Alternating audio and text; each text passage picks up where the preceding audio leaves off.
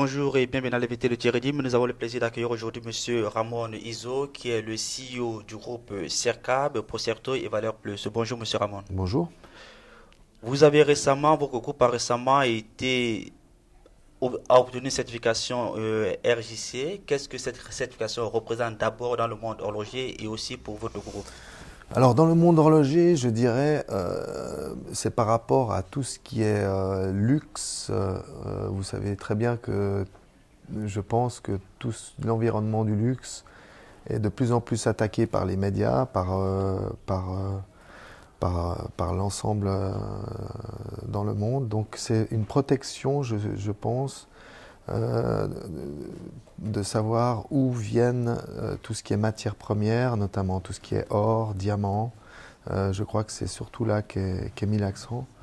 On travaille avec des matières premières qui sont sensibles dans des pays souvent où il y a la guerre, parce que où il y a des matières premières, c'est souvent des zones de conflit. Donc c'est pour cela, je pense que ces groupes ont créé cette charte. On a par exemple le cas de la certification ISO. Est-ce que finalement le RJC, ce n'est pas un argument marketing?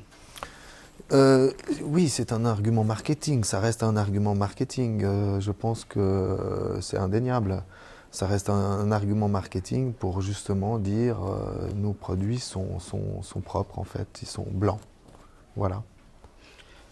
Votre groupe fait partie de ce qu'on appelle les sous-traitants de l'industrie horlogère. Oui. Aujourd'hui, est-ce que les sous-traitants ont encore un avenir dans cette industrie?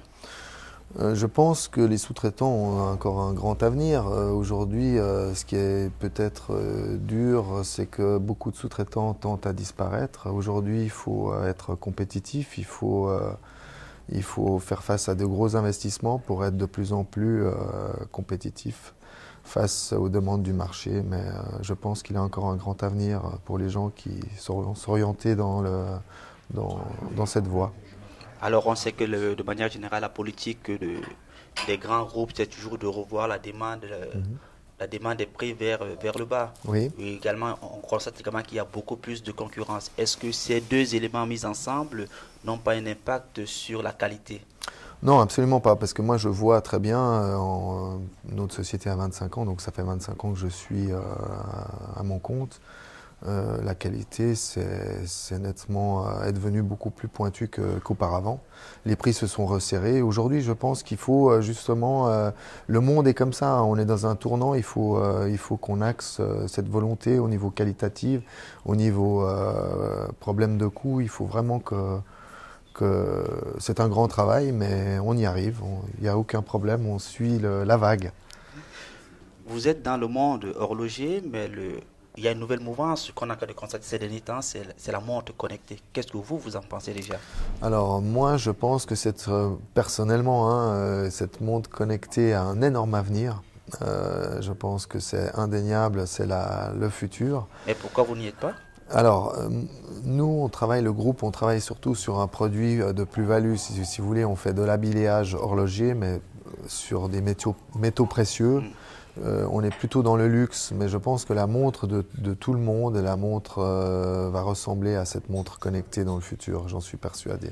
Alors, quand on suit par exemple votre parcours, ce qui est le plus surprenant, c'est que vous êtes à la tête d'un groupe de grosses entreprises, mais par contre, vous êtes sans bureau fixe. Est-ce que pour vous, c'est le futur du management?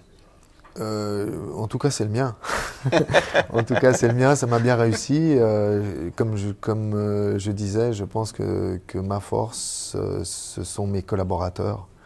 Et c'est tous unis, c'est on a créé une espèce de famille et je pense que c'est notre force aujourd'hui. Voilà. Merci M. Ramon pour ces explications. Quant à vous, chers auditeurs, nous vous donnons rendez-vous très prochainement avec un nouvel invité. Au revoir.